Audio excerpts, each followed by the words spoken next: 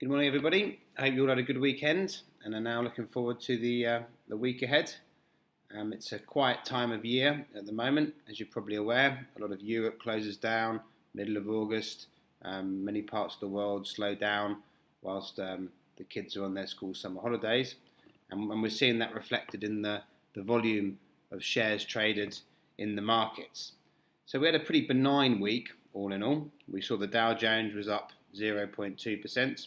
We saw the Nasdaq was up 0.2% also. The FTSE continues to grow. A lot of that's due to the weak sterling, which means that the value of its exports are going up, and we saw the FTSE up 1.9%.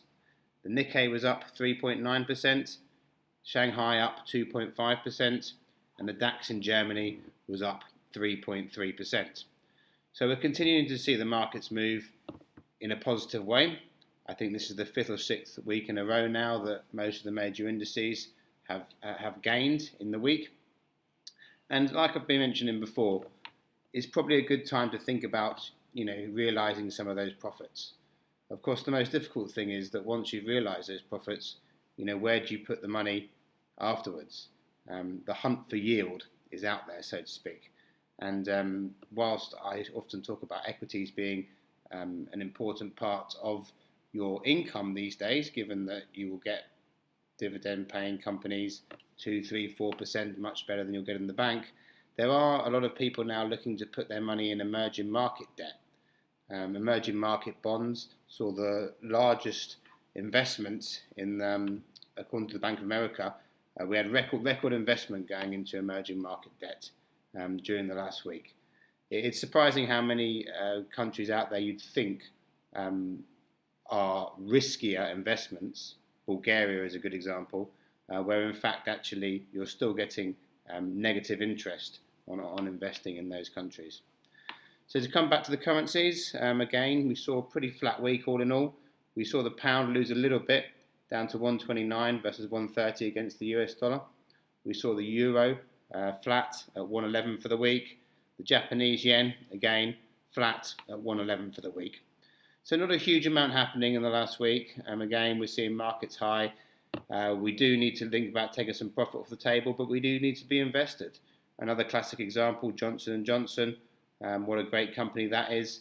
If you'd invested in Johnson & Johnson this year, you'd have seen over 18% growth in your capital alone. And this is also a company which has increased its dividend every year for over 40 years. So you're getting about 2.5%, 3% yield on your investment, plus the capital growth this year of 18%. Over 5 years, you'd have seen an increase of 94% on your money. Again, steady Eddie increases. They're the sort of companies you want. Sound fundamentals.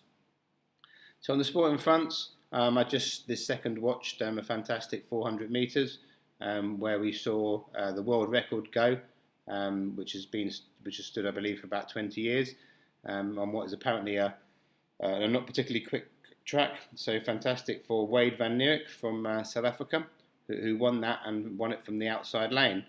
So I'm enjoying the Olympics. We've got the 100-metre final to look forward to soon.